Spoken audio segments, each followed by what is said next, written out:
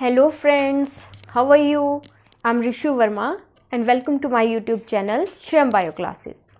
तो YouTube viewers, अगर आपको मेरे वीडियोस अच्छे लग रहे हैं तो चैनल को लाइक करें, शेयर करें और सब्सक्राइब करें। ज़्यादा से ज़्यादा शेयर करें ताकि जो नीडी स्टूडेंट्स हैं उन तक ये वीडियोस पहुंच सकें। और साथ ही साथ नीचे यहाँ पे कमेंट सेक्शन है, कमेंट बॉक्स बना हुआ है जहाँ पे आपकी जो भी नीड्स हैं, क्वेरीज़ हैं, तो आप वहाँ पे कमेंट करके मुझे बता सकते हैं। तो स्टार्ट करेंगे हम आज का टॉपिक। हम रेस्पिरेशन भी करेंगे, बट उससे पहले हम जो NCERT के इनसाइड क्वेश्चंस हैं वो हम करेंगे। तो हमने टॉपिक किया था न्यूट्रिशन, तो अब उसके नेक्स्ट जो है एक्सरसाइज है, इनसाइड एक्सरसाइज, जहाँ पे 5 क्वेश्चंस हैं। तो हम उनको सॉल्व कर लेते हैं, उसके बाद हम स्टार्ट करेंगे respiration. So first question is what are the differences between autotrophic nutrition and heterotrophic nutrition. तो इसके हम कुछ पॉइंट्स लिख लेते हैं। मैं बोर्ड पे लिख रही हूँ, आप भी साथ साथ ही नोट डाउन कर लीजिए ताकि नोटबुक से फिर रीड करना ईजी हो जाए। यहाँ पर मैंने डिफरेंस के पॉइंट्स नोट डाउन कर लिए हैं। तो हमें यहाँ पर डिफ्रेंशिएट करना है किस किस के बीच में, autotrophic nutrition and heterotrophic nutrition के बीच में। तो फर्स्ट पॉइंट हम लिखेंगे ऑटोट्रॉफिक न्यूट्रिशन में, it's a type of nutrition in which organisms make their food themselves. और यहाँ पे हिटरोट्रॉफिक न्यूट्रिशन में फर्स्ट पॉइंट क्या आ जाएगा, nutrition in which organism depend on other organisms for their food. Second point आ जाएगा ऑटोट्रॉफिक न्यूट्रिशन में, they need raw materials to make their food. अब यहाँ पे रॉ मटेरियल्स क्या क्या आ जाएंगे जो हमने बात की थी, जैसे सनलाइट हो गया, देन वाटर, कार्बन डाइऑक्साइड, ये सब क्या हैं, रॉ मटेरियल्स। जो हिटरोट्रॉफिक न्यूट्रिशन है उसमें रॉ मटेरियल्स की ज़रूरत नहीं होती, they do not need raw materials. Third point आ जाएगा external source of energy is sun. यहाँ पर क्या लिखेंगे हम हिटरोट्रॉफिक न्यूट्रिशन में, third point, external source of energy is organism. यानी जिस ऑर्गेनिज्म पे कोई भी ऑर्गेनिज्म फीड करेगा वो उसका क्या है, एक्सटर्नल सोर्स ऑफ एनर्जी। तो जो उसका फूड है वही उसका क्या है, एनर्जी सोर्स है। फोर्थ पॉइंट आ जाएगा ऑटोट्रॉफिक न्यूट्रिशन में, need chlorophyll to make food. अब प्लांट्स में हमने पहले भी कहा है क्लोरोफिल पिगमेंट होता है जिसकी हेल्प से वो फूड बनाते हैं, बट हिटरोट्रॉफिक ऑर्गेनिजम्स में हमें क्लोरोफिल की नीड नहीं होती। तो फोर्थ पॉइंट हम यहाँ पे लिखेंगे, they do not need chlorophyll. Next है fifth point, organisms having autotrophic nutrition are called as producers. तो हम यहाँ पे क्या कहते हैं, जो फूड चेन है उसमें फर्स्ट ट्रॉफिक लेवल जो बनता है वो प्रोड्यूसर्स का बनता है, यानी यहाँ पे प्लांट्स आ जाएंगे प्रोड्यूसर्स। और फिफ्थ पॉइंट हम हिटरोट्रॉफिक न्यूट्रिशन में लिखेंगे, organisms with heterotrophic nutrition are called as consumers. Consumers में यहाँ पे फर्दर और कैटेगरीज हैं, कौन कौन सी आ जाएंगे, जैसे हम लिख देंगे यहाँ पे हर्बीवोर्स, कार्निवोर्स, ये किस में आएंगे, कंज्यूमर्स में। नेक्स्ट है सिक्स्थ, जब डिफरेंस की बात चाहिए हो तो एग्जाम्पल तो ज़रूर देना चाहिए। एक पॉइंट एग्जाम्पल्स का ही आ जाता है यहाँ पे। तो ऑटोट्रॉफिक न्यूट्रिशन में कौन कौन से एग्जाम्पल्स ले रहे हैं हम यहाँ पे, plants and cyanobacteria. Cyanobacteria they are also called as blue green algae. और यहाँ पे हम सिक्स्थ पॉइंट लेंगे हिटरोट्रॉफिक न्यूट्रिशन में, कौन कौन से एग्जाम्पल्स आ जाएंगे यहाँ पे। आप कोई भी एग्जाम्पल यहाँ पे ले सकते हैं, कोई भी एनिमल यहाँ पे डाल सकते हैं, सब हिटरोट्रॉफिक हैं। कैट, काउ, ह्यूमन, फंगस भी क्या है, हिटरोट्रॉफिक। देन लीच, ये सब किस में आ जाएंगे, हिटरोट्रॉफिक न्यूट्रिशन में। अगर 2 मार्क्स का क्वेश्चन पूछा गया है तो 4 पॉइंट्स लिखने हैं, और अगर 3 मार्क्स का क्वेश्चन है तो आपने 6 पॉइंट्स में इसको कवर करना है। यहाँ से आपको वैसे तो 4 सफिशिएंट होते हैं लर्न करना, पर आपको फिर भी 6 तक लर्न कर लेने चाहिए। सो सेकंड क्वेश्चन है, where do plants get each of the raw materials required for photosynthesis.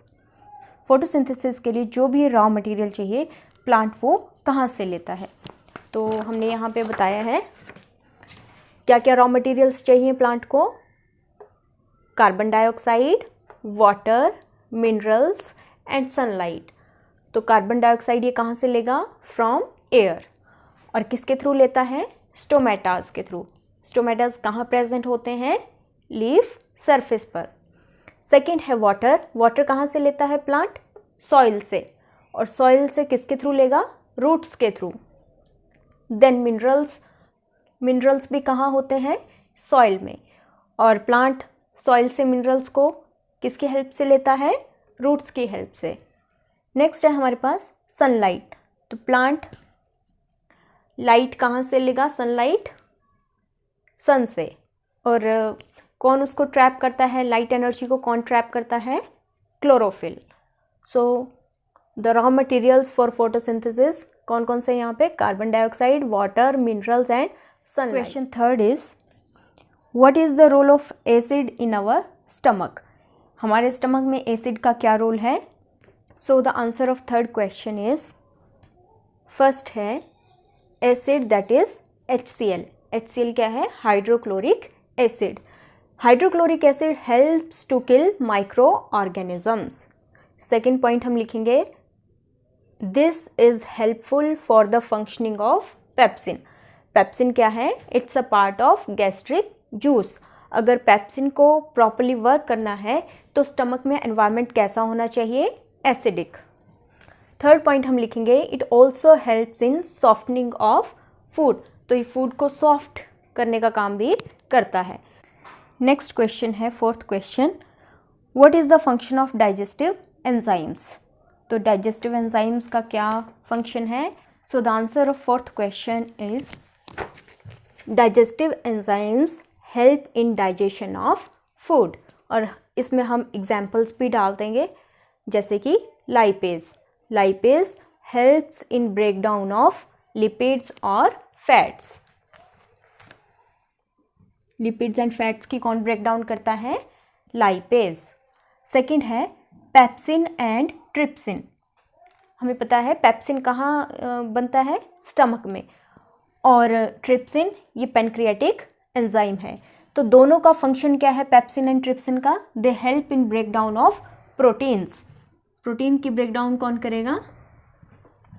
Proteases. और यहाँ पे कौन है वो? Pepsin and trypsin. नेक्स्ट है हमारे पास salivary amylase.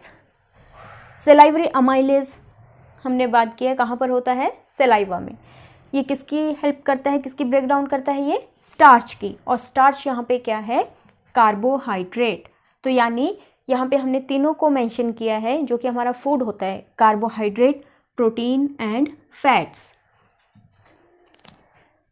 Now question fifth is how is the small intestine design to absorb digested food. तो question है कि यहाँ पे स्मॉल इंटेस्टाइन का डिज़ाइन कैसा होता है कि वो फूड को एब्जॉर्ब कर सकती है। तो कैसा होता है डिज़ाइन? जो स्मॉल इंटेस्टाइन की इनर लाइनिंग है वहाँ पर बहुत सारे क्या होते हैं? फिंगर लाइक स्ट्रक्चर्स होते हैं, फिंगर लाइक प्रोजेक्शंस होती हैं जिसको हम कहते हैं विलाई। और ये विलाई किससे कवर्ड रहते हैं? ब्लड वेसल्स से, ताकि जो भी फूड ये विलाई एब्जॉर्ब करते हैं ये जल्दी से उनको कहाँ फिर सेंड कर देते हैं? ब्लड वेसल्स में। यानी ब्लड वेसल्स फिर वहाँ से वो सिंपल फूड को ले लेते हैं। तो हम यहाँ पे कैसे लिखेंगे answer? The inner lining of small intestine has finger like projections which are called as villi. These villi increases the surface area. Surface area बढ़ जाएगा for the maximum absorption of the digested food. तो ये सब questions जो है मैंने simple form में लिखे हैं और जो हमने स्टडी किया है उसके बेस पर ही हमने इनका आंसर करने की कोशिश की है। तो ये जो भी नोट्स हैं आप टेक्स्ट कॉपी में इनको नोट डाउन कर लीजिए ताकि फर्दर आपको लर्निंग में इजी रहे। नेक्स्ट टॉपिक जो हम लेंगे रेस्पिरेशन।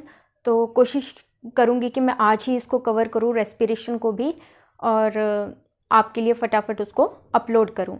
तो अगर आपको ये वीडियोस अच्छे लग रहे हैं तो आप चैनल को ज़रूर लाइक करें, ज़रूर शेयर करें और सब्सक्राइब करें।